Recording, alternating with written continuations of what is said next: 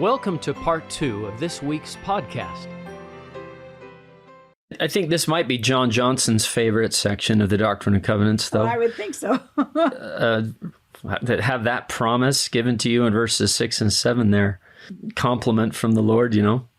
Yeah, that he can have eternal life. It's almost like he's being given a patriarchal blessing where he says he's a descendant from Joseph. I'm like, wow, you know, he's getting these amazing promises. And it's interesting, the very day that section was received, June 4th, 1833, Father Johnson becomes a high priest.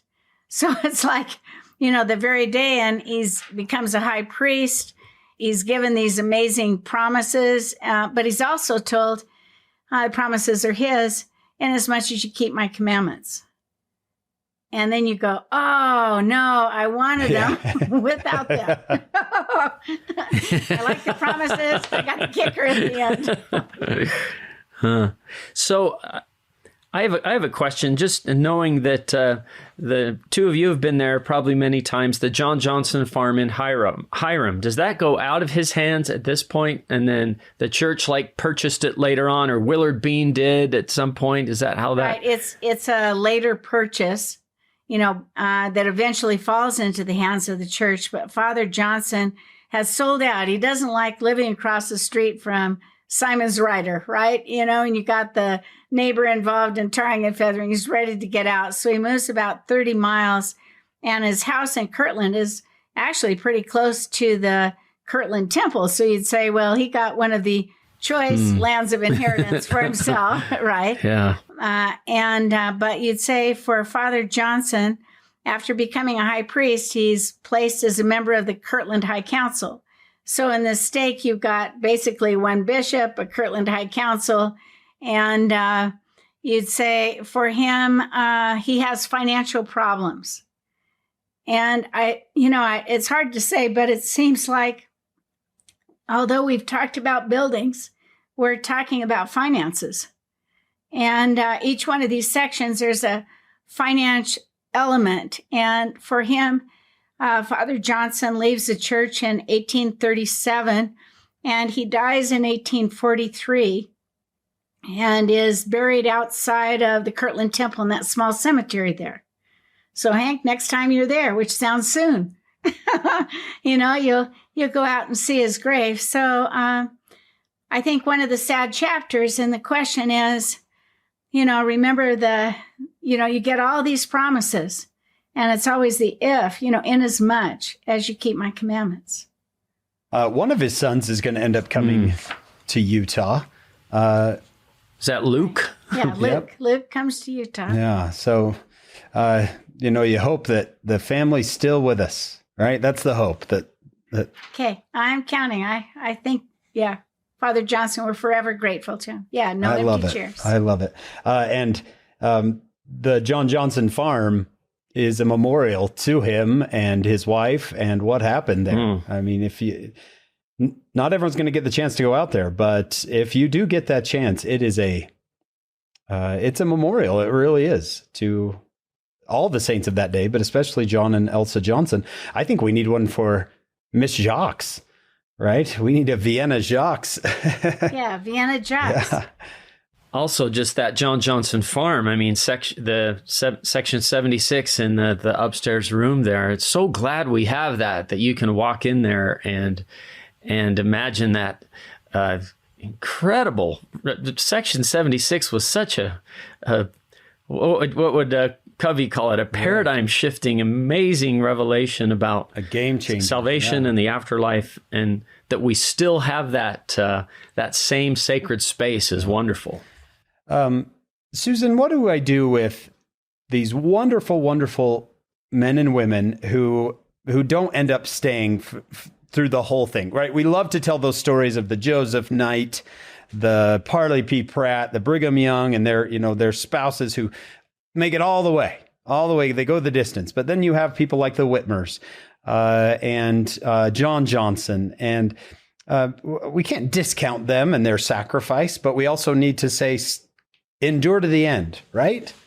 Right. I think, I think all of us eventually can look in our families, extended families, and see those that have made sacred covenants and have actually made some wonderful contributions to the church. You know, these missionaries that have sacrificed their time to knock on doors and bring people into the church. And then you look, where are they? And, I think we leave the judgment in the hands of the Lord. I'm hoping I'm worthy to be able to shake the hand of Father John Johnson, for his greatness of, his money was used to purchase that Peter French farm, at least part of it, and where the temple stands. I mean, for that alone, he did something great. And I guess none of us know what's going to happen in our lives. And, I think we've all gotten hits along the way. You can't try to make a difference without somebody needling you. and sometimes it gets too much. But hang in there. You don't want to lose the Spirit of the Lord. You want the Spirit with you always. And let the Lord judge. I love that. I love that. It's sad to me that sometimes the people like the Whitmers or John Johnson or even Martin Harris get a bad name because they had a time where they fell away. When saying listen, this is not an easy time to be a member of the church, especially 1837, like you mentioned, in 1838. Yeah, very difficult times. And speaking of difficult times, that takes us to section 97, right? Can you believe we've made it? Yeah. Okay. Section 97 comes upon some really difficult times that are happening not in Kirtland, but back in Jackson County. We kind of alluded to this earlier. The heading says severe persecution. Can you tell us what's been happening there? Yeah, so we know 1831, the saints are gathering now to the center place, like you talked about, Hank, the center place there in Jackson County. And by the time we pick them up in the summer now of 1833, you're looking about 1,200 Latter-day Saints have moved out to Jackson. They've faced lots of problems with their neighbors who are, independent, settled by people from Kentucky. They're slave owners, even Alexander Donovan, slave owner, right? And so you'd say there's been conflict back and forth, but now for the extreme. On July 20th of 1833, notice the revelation is August 2nd, 1833, but on July 20th, 1833, in Independence, flames of hatred have been ignited, and you get 400 or 500 men devised a plan, just literally a plan. Can you say a conspiracy? I don't know. But they got a plan. Joseph said, I got a plan for the temple. Well, here's these 400 or 500, way too many for a committee, right? But 400 or 500, they plan that they're going to rid Jackson County of all Latter-day Saints. And they say, and I quote, no Mormon shall in the future move to or settle in this county. Now, I've met a lot of Latter-day Saints in Jackson County, and they're wonderful. But they say no Mormon shall in the future move or settle in this county, that those now here who shall give a definite pledge of their intention within a reasonable time to remove out of the county shall allowed to remain unmolested. In other words, we're going to get the rest of you guys. So violence breaks out. Remember that evening and morning star? W.W. Phelps, his press is destroyed. The Gilbert and Whitney store, the things in the store are now thrown out. Houses are pillaged. Church leaders, Charles Allen, Edward Partridge, they're tarred and feathered in the town square. I don't know if they remember tar and feathering, but it's not road tar, it's pine tar. And, and a lot of people in America are tarred, Southern abolitionists, wife beaters, and on July 20th, 1833, Edward Partridge, a bishop and a faithful member of the church, Charles Allen. A lot of people are tarred, but when you feathered, it means you mock the man for what he stands for. He's like a chicken. You mock what he stands for. And then 3 days following this incredible abuse, these 3 days following, here comes some 500 men again. And they're armed with rifles, pistols, whips, clubs, and they're shouting, "We will rid Jackson County of the Mormons peacefully if we can, but forcefully if we must." And so at this point, you get leaders like Edward Partridge signing, saying, "Hey, we'll be the ransom for the church. We'll step up and we'll agree to leave Jackson County." And so they sign this, and the saints are very, very frightened. And Joseph receives a revelation, and basically it was those that signed, leaders, and said they would leave, that basically they need to leave. But in this revelation, Joseph is saying to the saints, don't sell your lands. Zion is still Zion. In other words, hold on. You can do this. And I can't tell you how important it is for people to realize that Edward Partridge can't contact Joseph Smith. He can't text him and say, "What do I do?" Right? If you want to get no Pony Express, no telegraphs. Yeah. Yeah, it's going to be 2 months before he can get any direction at all. So I think he signs to leave to end the violence, right? To say, okay, we'll sign your contract because we're scared, and it's just going to lead to further people getting hurt. But this revelation, when it was received on August 2nd, and that tarring and feathering was July 20th, did Joseph Smith have any idea what had happened when he received this revelation? Not that we know of. In other words, all that's going on. And in Joseph's case, when you look 1833 July, people are building the temple. He's a part of the building, right? And but he receives this revelation, and Zion's not going to be removed. Zion's a pure in heart, and be pure in heart and go ahead and build your houses. In other words, let's make this happen. Right. There's no way Joseph knows what's happening. Right. The news travels too slow back then. News travels too slow, and the Lord doesn't want them to sell their lands of inheritance in Zion. In other words, still build it, be pure in heart. Right. The Lord, knowing they're going to be driven out, don't sell, because then you don't have the cause of that's ours. Right. And we deserve it. And so there's a lot to come where we're going to try to get our land back. Right. Because correct me if I'm wrong, but 400 and 500 people will get together to drive a certain people out of their county. That doesn't seem legal. Even in 1833 Missouri, it doesn't seem like a legal thing. So Joseph Smith is going to spend a lot of his time after this trying to follow through on the legality of this. Right. Right. Correct. And as you eventually see the saints eventually being forced out by November of 33, they're going to start that whole court action. And then you get, for the first time, the saints are going to hire Alexander Donovan. Yeah, as their lawyer. What's it like for those saints who have to leave the county by winter? You spend your whole spring and summer preparing for winter, and now you got to go. I think... Is it who is it that writes to Joseph saying we are destitute here on the other side of the river? W. Phelps. And you realize who could be more poetic and say it how it is than Phelps, the man who writes praise to the man, Spirit of God. Yeah. Yeah. So I can't imagine. And they've just got to get on the other side of the river. That's it, right? On the other side, is it a creek or is it the Missouri River that it's is the that Missouri county? River. They've got to get on the other side of the Missouri River. Right. You got Independence in Jackson County, and the other side of the river, Clay County, and they're moving onto a town called Liberty. Okay. Yeah. And Clay County is, I've heard it described as a kind of like Utah County and Salt Lake County. There's political differences, right? Almost at the county line, right? Is Clay County safer for them?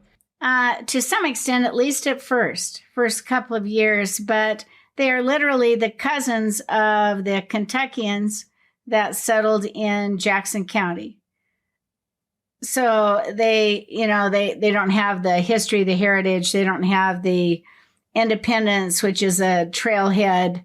As they're heading down the Santa Fe Trail, they don't have so many transients and perhaps unwanted in the community as Clay County. Oh, okay. So you've got these Mormons, as they would call them, crossing the river into your county, 1,200 of them.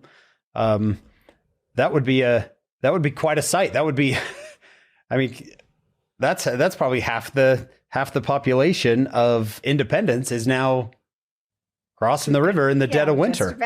Just right? Setting up tents, I would imagine, I guess, on the other side. Well, I don't know if they even had tents, at least throwing some kind of blanket on a tree or quilt. Oh. And so this is the August before that happens. Should we jump into the verses then and take a look at what the Lord has to say before Joseph even knows about what's happened? Fascinating that the Lord's talking about this and Joseph's probably thinking in his head, has something happened? You can see that the Lord is saying, this is about Zion. This revelation is not about Kirtland. It's about Zion, because he says right in the first verse, I will show you my will concerning your brethren in the land of Zion, many of whom are truly humble and are seeking diligently to learn wisdom and to find truth. So it's almost as if the Lord is saying to Joseph, yeah, something's going on there that you're not aware of. I love that he says, I say unto you, my friends, the part that you just read, many of whom are truly humble, tells us that many are, and some are not. Yeah. And, but I'm going to show mercy to the meek in verse 2. And then he speaks about Parley P. Pratt in verse 3. That many things were good going on in Independence. And you've got to remember, a trailhead, pretty exciting place to live. And you'd say they've got homes, they've got stores, they've got their printing press. And for Parley P. Pratt, he started a school like the School of the Prophets. And I think in those verses, the Lord is very pleased that Parley would follow through on that. And eventually you're going to get our first school for children is actually coming in Independence. In other words, there's a real push for education there. I think one of our, I can't remember who it was, John, but one of our earlier guests called Parley Pratt the Paul of the Latter-day Saints, right? When we talked about people who move and get things done, I would say Parley P. Pratt's in that category. I think he might have been taller than Paul. Yeah. Yeah. Okay. Yeah. But he gets things done, Parley. So things have been going well, you would say, despite the difficulty with your neighbors. Yeah. Yeah. Cultural, social differences. And I mean, can you imagine a people moving into your neighborhood saying, the Lord has given me this land, this is Zion? I mean, even though all of us live among Latter-day Saints, we'd probably look at the neighbor askance, right? And they wanted to miter up the corners of your land. In other words, we're going to have certain parcels, whereas they were squatters' rights. It's Independence was the farthest town in the whole U.S. at that time. And Jackson West, County, right? Yeah, right. And Jackson County, named for Andrew Jackson, our people's president, where you could stop saying, ladies and gentlemen, we're all trying to be aristocratic. I mean, he was a commoner that rose up. And so with that, you've got different thoughts going on as they come into that area. Yeah, so it makes sense they're having this contention, but they're still, it's been 2 years that they've been there. And so they've started a school, you've said. They've got their printing press, which is pretty incredible to have a real printing press way out in the far west. Now the Lord starts to say in verse 7, the axe is laid at the root of the tree, and talking about good fruit.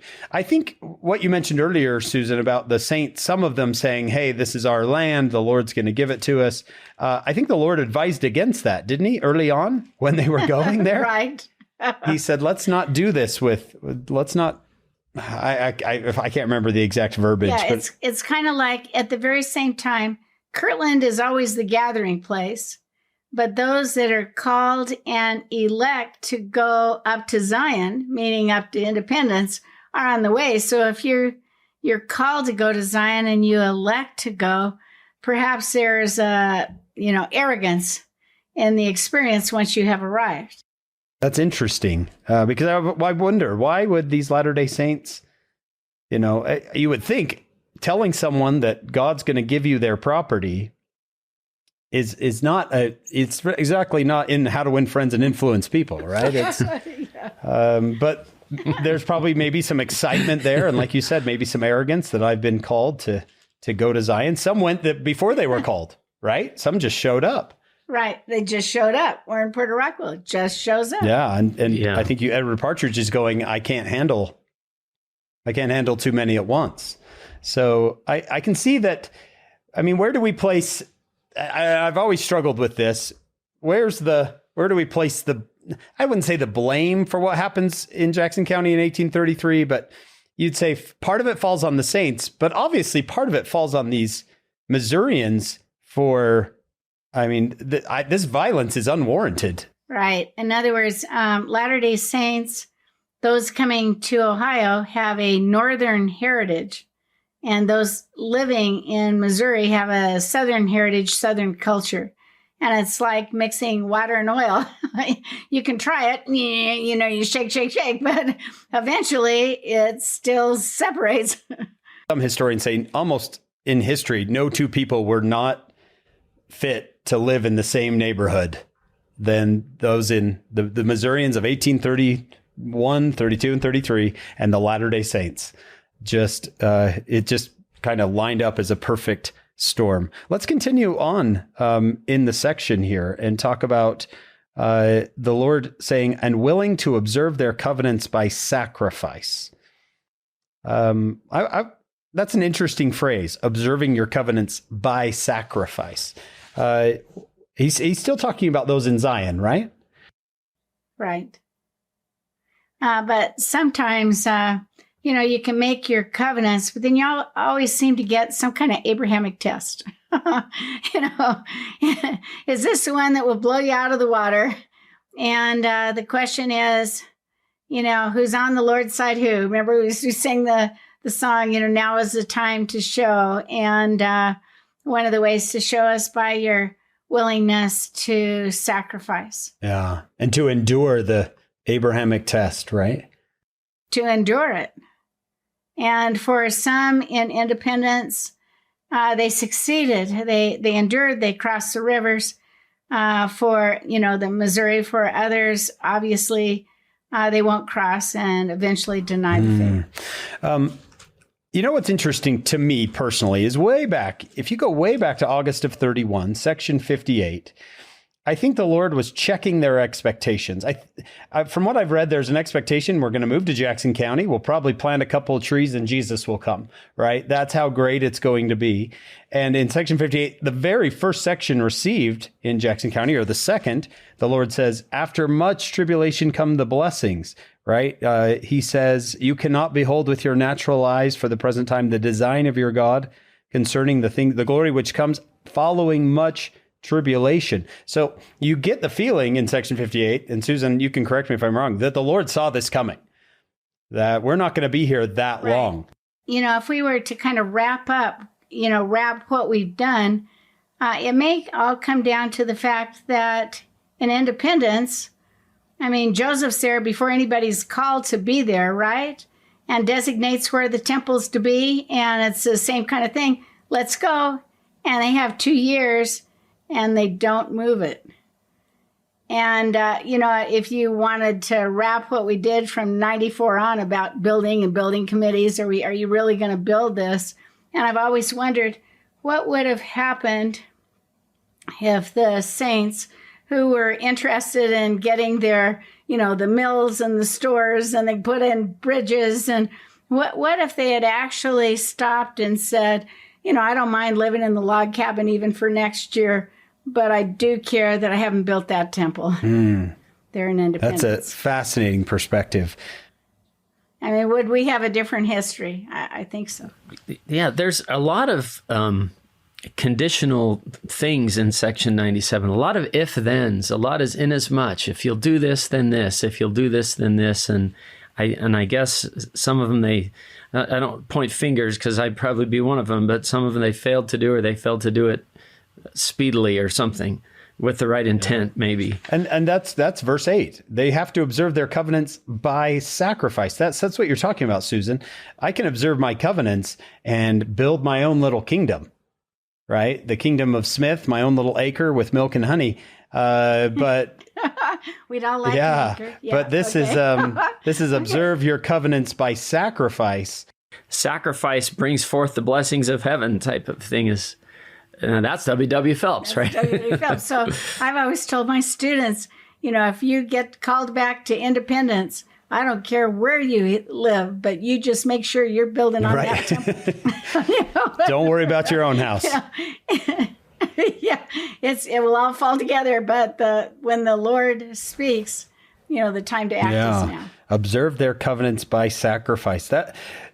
That's one of those verses that makes me a little bit nervous. Because if you'd ask me if I'm observing my covenants, I'd tell you yes. Are you observing your covenants with sacrifice? I remember the Lewis thought, he said something to the effect of, your tithing, your offerings, your what you give ought to hurt a little bit. If it doesn't hurt, it's not enough. It's not a sacrifice. It's not a sacrifice. So I don't know. I know you both are, but I don't know if I'm observing my covenants by sacrifice. Because I probably get to that point where it would hurt a little bit and go, yeah, I kept my covenants, right? But like you said, Susan, once it starts to, and I hate to say this, but once it starts to hit the wallet, that's when it starts to hurt. And maybe you could say, as teachers of religion, that how many firesides can you give? Until you go, wow, I got to be with my family now, or whatever it might be. I mean, I think we all, in what we've chosen to do in life, we have lots of opportunities to sacrifice, and in that sacrifice, bless the lives of others. But then the question comes, what about those in our own home as we do that? There's a lot of power in that verse. Observing your covenants by sacrifice. I just feel an overall tone in all of these is just look how anxious the Lord is to give them temple blessings. He's anxious. Isn't that the outcome of all of this? Yes. Would you guys please build a temple so I can bless you and endow you with power? And I keep telling you this, and boy, what you said earlier, Susan, I was like, yeah, that's true. Is that Kirtland is dedicated in 1836. It's still so far down the road, and the Lord is so anxious to get going on these things so he can bless them. And I suppose now that the temples are opening back up, we should all be anxious to get back there so the Lord can bless us. That's the hard part of reading this, is that the Lord is saying to them, yes, yeah, they're good people, many of whom are humble and seeking diligently, but not all. Yeah, they're amazing people. And yet here we are saying, well, they were dragging their feet. They should have built the temple. And they're saying, yeah, we didn't have Wi-Fi like you, did we? Right? Air conditioning. Here's Elder Holland in General Conference, April of 2014. He says, it is a characteristic of our age that if people want any gods at all, they want them to be gods who do not demand much. Comfortable gods, smooth gods who not only don't rock the boat, but don't even row it. Gods who pat us on the head, make us giggle, then tell us to run along and pick marigolds. Talk about man creating God in his own image. This is a God who demands much. The God of section 97 and the other ones we've read is one who demands a lot. But like you said, John, I want to bless you. I want to bless you. I'm anxious to bless you with the temple blessings. Yeah. So sacrifice. Sacrifice brings forth the blessings of heaven. One of you just already quoted that, didn't you?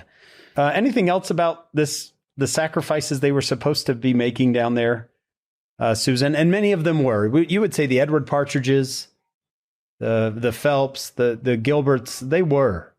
I think they were. I think people are taking family members that are passing through, coming to stay into their homes. I mean, accounts of helping neighbors. I mean, they're doing that. It's just, it's the big sacrifice. It's the temple that he wanted them to get started. Yeah. And that temple, I mean, after the dedication of August of 31, I don't think does anything happen after that? I don't think it does, right? No, not that we know of. In other words, you don't see, like you'd say on the Kirtland Temple, Joseph clearing off the foliage, taking down the fence, Hiram, Reynolds Cahoon digging trench. You don't see any of that. And yet, just like the Kirtland Temple, the city stake, you've got in this case, Bishop Edward Partridge is assigning out these parcels, lands of inheritance, with the temple being the center point. But can you imagine? You have this, quote, Zion community, but then you have nothing in the middle. You're like, wait a minute, where is the beacon? Where is the place where, for revelation, where is the endowment? It's just a space. I mean, it reminds me of the Nauvoo temple before it was rebuilt. People would come to Nauvoo and they look at the little houses and they'd see this depression in the ground and curiosity, but nothing's there. And then, the joy when it's announced. So you need the temple, you need the palace to the Lord, you need the house of the Lord to get the blessings that he has for all of us. That's wonderful, because that seems to be the next, I would say, 8 or 9 verses. He talks about what they could have if they would get started, right? Verse 12, he says, "This is the tithing and the sacrifice which I, the Lord, require at their hands, that there may be a house built unto me for the salvation of Zion, a place of thanksgiving for all saints, a place of instruction, a place where they can be perfected in their understanding of their ministry, in theory, in principle, in doctrine." I mean, this is a grand verse to talk about what we can get from temple worship. He says, "My presence will be there. All the pure in heart." Yeah, verse 16. Wow, you go to the temple. Yeah, Keep you go going, to the Hank. temple with a pure heart. All that he says, "Yea, and my presence shall be there, for I will come into it, and all the pure in heart that shall come into it shall see God." Is that not worth the sacrifice? Yeah, there's that anxiousness to bless the people if they'll do what he's asking.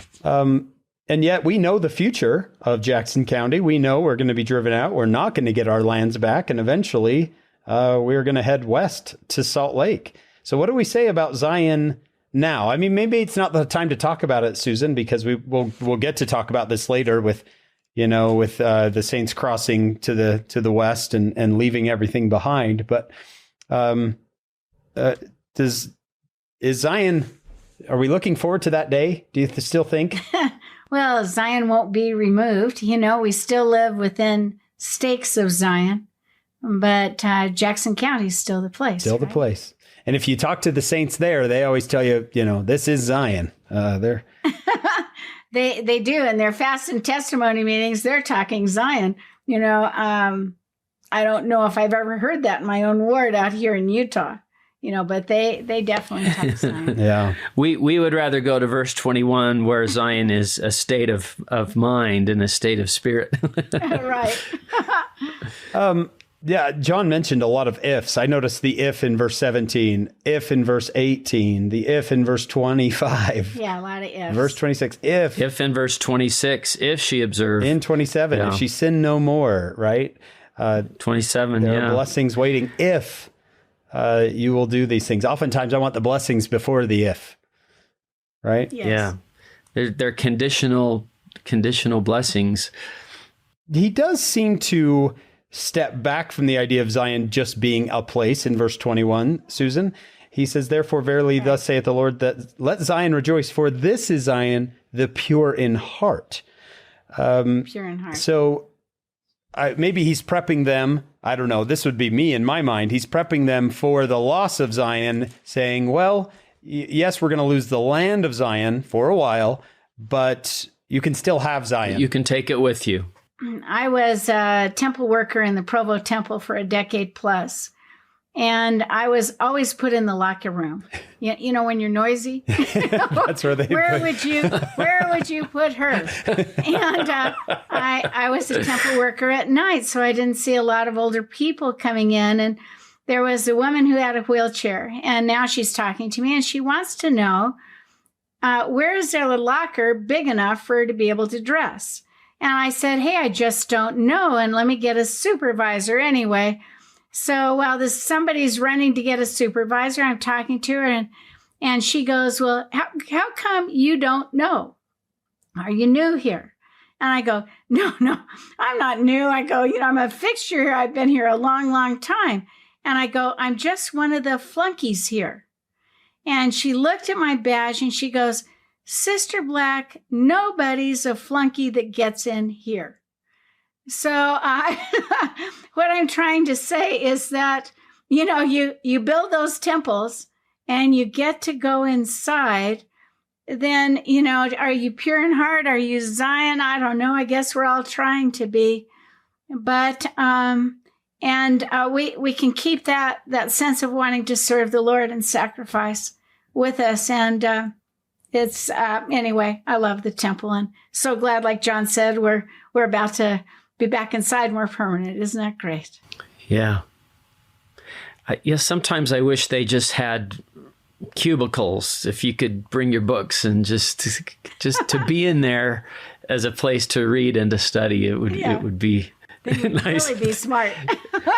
Make it more like a library, a library wing in there. Just let me come in here and we could call it the flunky wing. No, just kidding. You could come in here and write a book, right? Like James Talmage. So how do we, Susan, how do we deal with the loss of Zion? Both, how did they deal with it? And because they're going to leave now. And how do we deal with that as well? How do you deal with that as a historian? All these expectations, all this hope, all these dreams are wrapped up in this county, and they have to leave. How do you deal with that? All right. Well, I think they left, but how do you describe they never left? It took them a while to really establish homes and even businesses in Liberty and Clay County, because they were still hoping, because the Lord said a little season, and then you'll get Zion's camp, with the big hope they're coming to put us back on the property, and you'll cover that. And you'd say, for me personally, I'm grateful to live in a stake, a stake of Zion here in Provo, actually. And what a blessing it is. And I've always thought, you get these stakes of Zion, and when I'm driving into Provo, I can look and there's the magnificent Provo Temple. And I always think, oh, it's my safety net. It's what holds the stakes in the ground. It's the rock. It's where I have the surety, the security, and where I can be endowed by my Heavenly Father to receive gifts and talents. So maybe someday I'll be called again on a committee. And and I won't be prepared like those men who were not builders, but the Lord can make us equal to the tasks that come our way, if we are faithful, and develop new talents that will bless not just our lives and our families, but we can roam around and what you're doing, bless the whole earth. No, I think that the blessings of verse 28 can still be with us even without Jackson County. If you read verse 28, I will bless her with blessings, multiply a multiplicity of blessings upon her and upon her generations forever and ever. That's still found in the temple, even though perhaps this expectation of this temple is going to be put off for a little while. And how, I would ask you, Susan, you've seen your having known you personally, you've seen your fair share of trials and difficulties and the loss of expectations, right? Do you think I was raising my hand in the pre-existence saying, choose me, I can handle them? Yeah. You'd probably look back and say, you naive little spirit. You put your hand down. Yeah. Right? Yeah. Don't choose that one. Yeah, don't choose that one. How do you, I just will ask you a personal question. How have you dealt with the loss of what maybe you'd hoped would happen? All right. I think for everybody, growing up in California, I was definitely going to be a model forever, right? Yeah. And didn't want to be a movie star, but a model was going to be good enough, supermodel. Yeah. grew to 5'2". Well, there goes that goal. And then, more serious goals along the way of what you dream about, and it doesn't happen. And, there's something about trust the journey. Trust in the Lord. He knows who you are. And, it may not be perfect, but it might just be good enough for now. And, never lose sight of you're a child of God. You can do this, and you can do hard things, and you can carry more. And if you lose sight of either, I kind of have a saying that if you don't have trials and problems, the Lord scratched you off his list. He doesn't need you anymore. But if you have enough trials and problems going forward, and you still serve, and you still sacrifice, and you're still kind and loving, the windows of heaven will open up, not in a way perhaps you'd ever imagined, but in many ways more wonderful, because there's the surprise. And anyway, it can be wonderful, but you have to keep holding on to the rod. You can't drop. You can't just touch it. The rod of iron, word of God. You got, just keep holding on. Yeah. Yeah. Cause as I think about these poor folks crossing the Missouri River saying, I thought this would happen. I think of those same, John, we talked about the two disciples on the road to Emmaus. I thought I had an expectation, right? And then we had hoped that he would, I thought that we were going to build Zion and Jesus was going to come and it was going to be great. And now I'm crossing the Missouri River and I don't have a place to live. And why has the Lord let this happen? Right? Is it because he loves you? Yeah. I mean, think how many people you can help because of what you two have been through. I mean, it's that simple. If you live in a sequestered and don't reach out, man, no chance. Right. And it seems it seems those who run to, those who succor, those who run to others are those who have been there themselves. And they have something to say and they have some credibility. I love to tell the teens and my own kids that maybe the Lord loves you too much to let your life be easy, because if you have shallow experiences, you might just end up, shallow. But if you have deep, even hard experiences, you are in such a position to help others. Like you said, Hank, you'll be able to run to others and do some same boat therapy. I have been there. I have been in that spot before, and to lift others because you've been there, and you'll have credibility because of it. I wonder if, some of these saints who crossed the Missouri into Clay County are there with the saints who are driven from far west 5 years later saying, hey, I've done this before, right? And here we go again. Those who are leaving Nauvoo to be driven across the Mississippi the other direction are saying, I've been here before. There's a lot of empathy in these groups because this isn't going to be the first time for many of them when that occurs. It's humbling. I just don't know if I could do it. And you read about what they've been through. What did Harold B. Lee say? We're going through the test of gold now, and where we have enough to eat and enough to do and shelter. And look at these people, and I just want to. In looking at them and saying, how come they didn't build the temple? I don't ever want to sound like... Yeah, that's me too. Saying, gosh, you guys, get with it. Can't you be like us?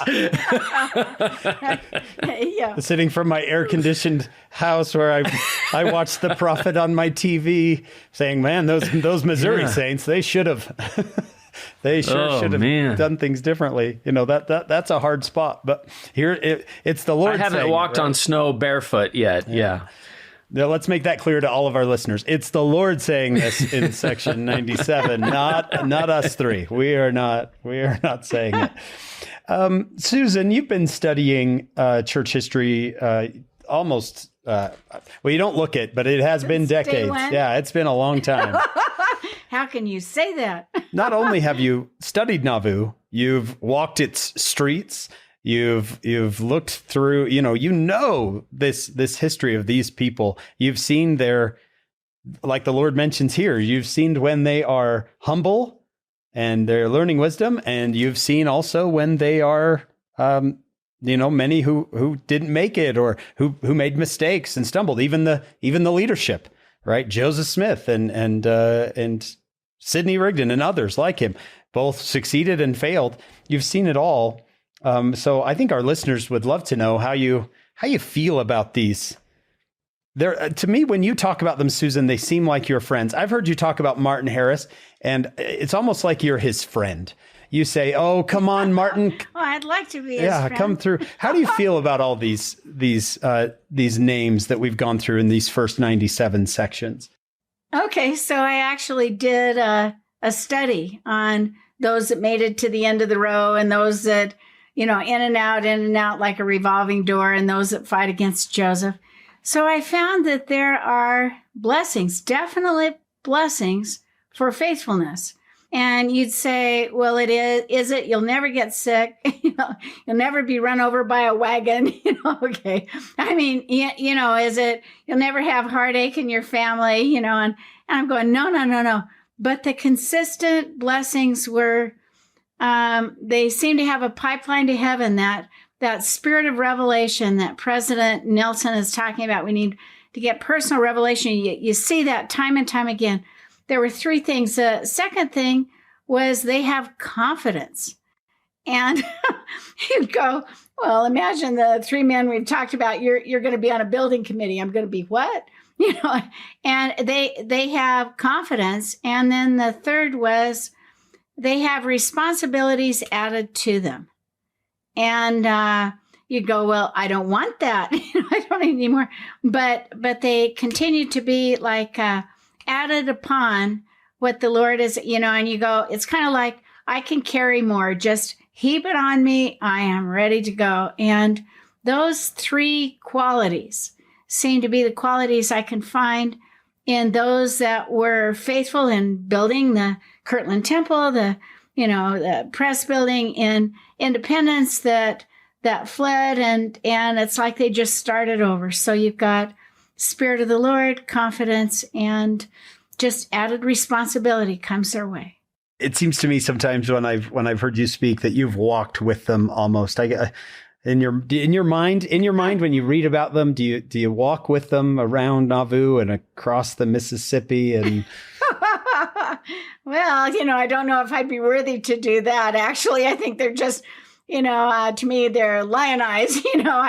I just think they're magnificent. But I have written on every person that joined the church between 1830 and 1848. So they have been a big part of my waking hours, learning about their lives and their ability to sacrifice like we're talking about.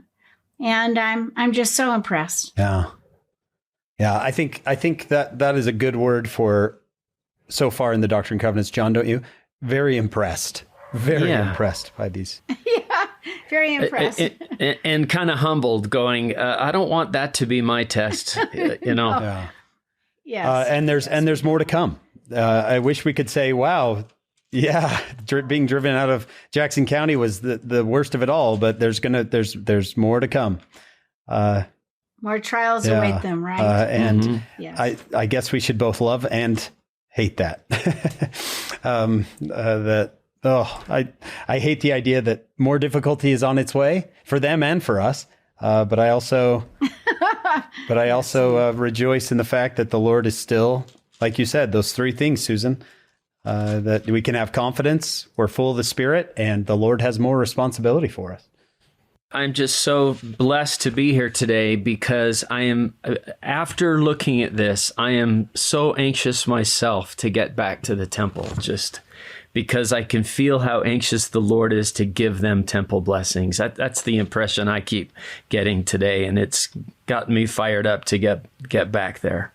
If you would have asked me in February of 2020, how anxious are you to get to the temple? I would have said, yeah, I get there as often as I can, right? And then here we are, at this recording, what are we, 18 months since that? And you're right. With studying this Doctrine and Covenants, you're going, I think I was taking it for granted a little bit. And I don't want that to happen again. We almost, Susan, have been able to put ourselves in the last 18 months a little bit in the shoes of these saints, waiting for the temple to open, right? Waiting for it. Yeah. Waiting. We've had a taste of it and want to get back there. And the Lord's like, you have no idea what I have for you. Yeah. Just build it. All right. Well, we want to thank Dr. Susan Black for being with us today. It is always a pleasure, and we hope we'll have you back again, Susan, before the year is over. I hope so. We want to thank all of you for listening. John and I wouldn't have this wonderful podcast if nobody listened to it. So thank you all. And thank you for sharing it with your friends and family. We've had a lot of people say, oh, my mom told me about your podcast, or my brothers texted me and said, you got to listen to this. And it, that blesses us and blesses, we hope, everyone who listens to it. We want to thank you for your support. We have our executive producers, Steve and Shannon Sorensen, who are much like the John Johnsons and Vienna Jacques of 2021, right? Who are just so generous. We have a great production crew who, though they're not on the podcast, they are working hard behind the scenes. David Perry, Jamie Nielsen, Lisa Spice, Kyle Nelson, Will Stoughton, and Maria Hilton. We want to say thank you to our team, and we hope you'll join us on our next episode of Follow Him.